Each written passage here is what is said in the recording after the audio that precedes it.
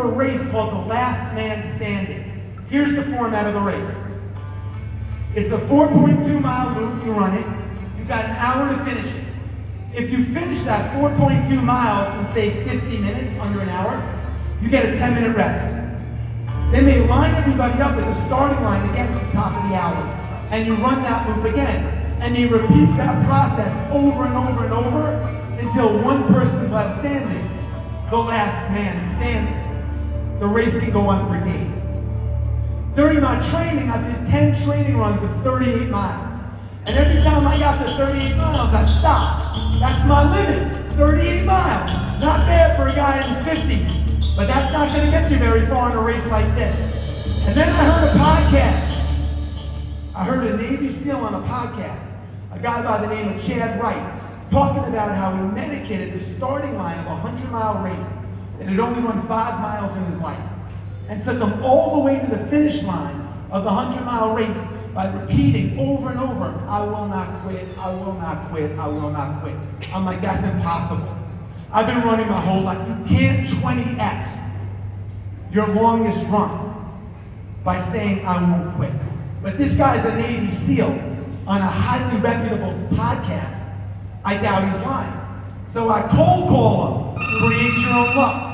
I get him on the phone and I tell him my problem. He says to me, brother, I can solve that for you in 2 days, man. See, Chad is a Navy SEAL from the backwoods of North Georgia.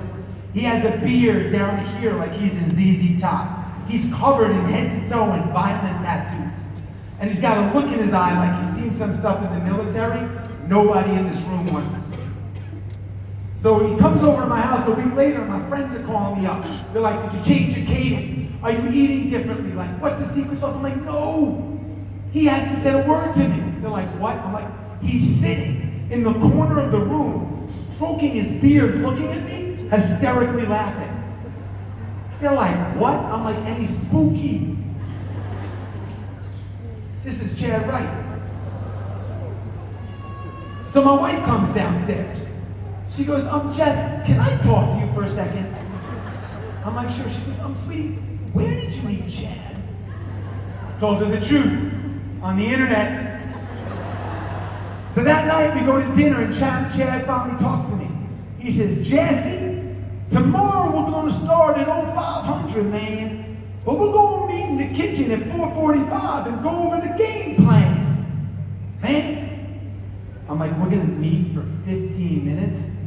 This is ridiculous. The next morning, we get to my breakfast table. He says, Jesse, today we're going to do 3 things and 3 things only. And if you do those 3 things, man, you're going to shatter your 38 miles. He said, the first thing we're going to do is we're never going to give our pain a voice. What does that mean, Chad? He said, man, I know you're going to be thinking it's hard to sell out there. It's hard. I'm not good at marketing. I'm not good at this. It's competition for new skin. This is real. Or in my case, I'm tired. I got blisters. I know you're going to have those thoughts, but we're never going to speak those words. Because once we speak those words, we give them power. If I ask you how you feel today, your only answer is outstanding. How do you feel? How do you feel? How do you feel?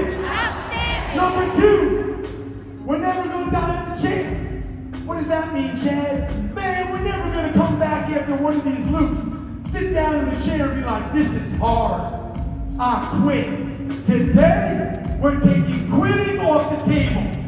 Either we empty the tank and use every resource possible to us, whatever we do, and it doesn't work, that's okay. Or we shatter our 38 miles. Either one is acceptable. Not everything's going to work, but we're not going to quit. And 3, even though it's really hard in the field for you guys, we got a lot to be grateful for.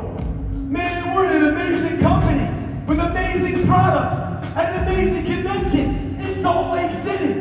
After every lap, we're going to come back and say one thing we're grateful for, because we're never going to take our eye off that ball. So that day I did those 3 things, and I shattered my 38 miles. Fast forward 30 days later. I'm at the start of the Hennepin 100-mile race. Chad Wright is running it with me. I get to mile 74. I'm broken. I got 6 toenails floating around in my shoe. I got hypothermia, I'm freezing. And I start walking. And Chad can sense the end is near. And he starts walking with me. He says, Jess, I'm gonna tell you something about me, man, that nobody knows. Man, it's a miracle, dude. I never get tired. He says, nah, I can't explain it either. It's the craziest thing. I never get tired. I want you to say it, but I was so battered. I couldn't say it. It would be a lie. Not now, Chad. He says, nah, go ahead and say it. Fine, Chad. I never get tired. He said, nah, man. Say it like you mean it. Fine, Chad. I never get tired. He said, I'll tell you what, man. I'm going to let you walk a quarter mile to the aid station. When you get to the aid station, you tell them the miracle of Jesse and Chad. We stumble into the aid station. They give me a little Gatorade. They give Chad some soup. I said to the volunteer, ma'am, I'm Jesse. That's my good friend Chad. And this might sound crazy, but Chad and I don't get tired. She looks at me. I look like I just got hit by a Mack truck. She was like, excuse me? I'm like, no, I can't explain it either. Chad and I never get tired.